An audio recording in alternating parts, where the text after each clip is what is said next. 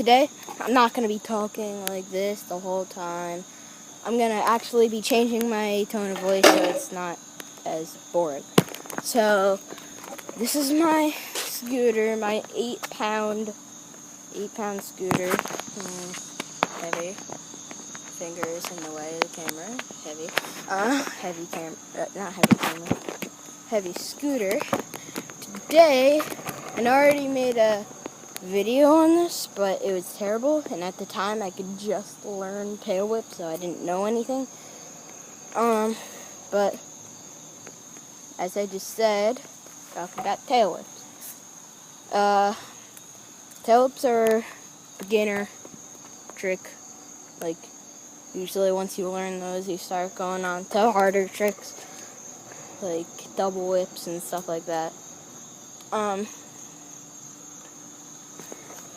So, what I like to whip, well, what I started whipping on was one of these kickers into the grass. These are just one that you could buy at Walmart or like a store that sells these. They're like the Kryptonics ones. I have a really old one here on this plastic spine. It's plastic, it's broken here. So, usually you land about there. It works perfectly fine. I learned whips on that. And then I learned I learned it to flat. But if you don't like doing it to flat like me, like, cause, I don't know, I just don't like doing it to flat, go make a spine. It could be plastic ramps, it could be wood ramps if you have 2 of them. And then, once I learned that, I tried to whip one of these tiny ramps. And maybe after, like, I don't know, 15 tries, I got it. And then I was like, I don't really like landing to flat that much. How about I just make a spine out of little ramps, because I have like 3. And that. And why there's duct tape on it, just cracked. Doesn't really affect anything. So, this is my favorite. The tiny spine.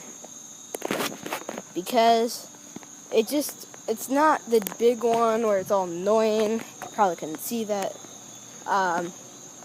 The little one, and I'm on my scooter just to tell you, probably could hear it.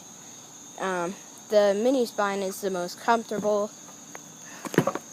It really helps you, like, focus on stuff. Like, if I do it into the grass, that's where I could start to learn how to catch whips and stuff, which I just got, because I'm terrible at whipping. Like, I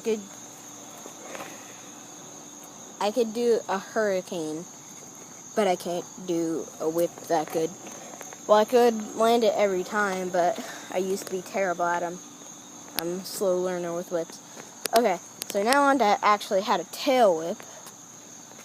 This one's kind of self-explanatory. It's really easy once you get the motion down. People just use their feet and they kick it, and it ends up going this slow around, and they don't land it unless they get like this high in the air, which if you're a kid like me, you wouldn't get that high unless you're like really good, but you wouldn't be watching this video if you were really good. So, first you want to try it flat, just try to flick it.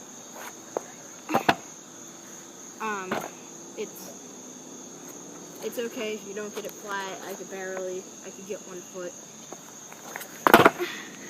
See, I'm terrible at flat whips. I'm terrible at whips in general. As I was saying, some people whip it like that only with their feet.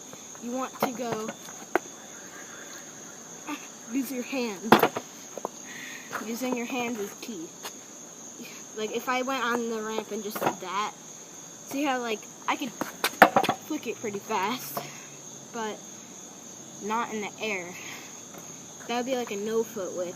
If you take your foot off the deck and kick the scooter, but you want to flick it on the grip tape.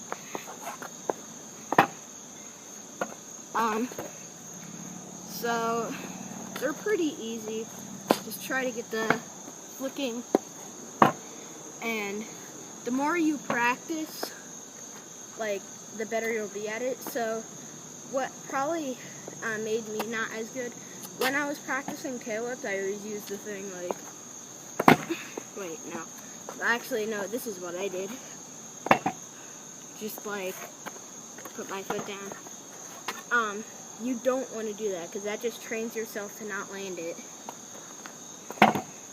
Like that. You want to go like this. And that trains you. I just always went like this. Which I was like, oh, tail whips are going to be easy now. Made it really hard. Well, now I'll show you on my big ramp spine thing and one on my small spine.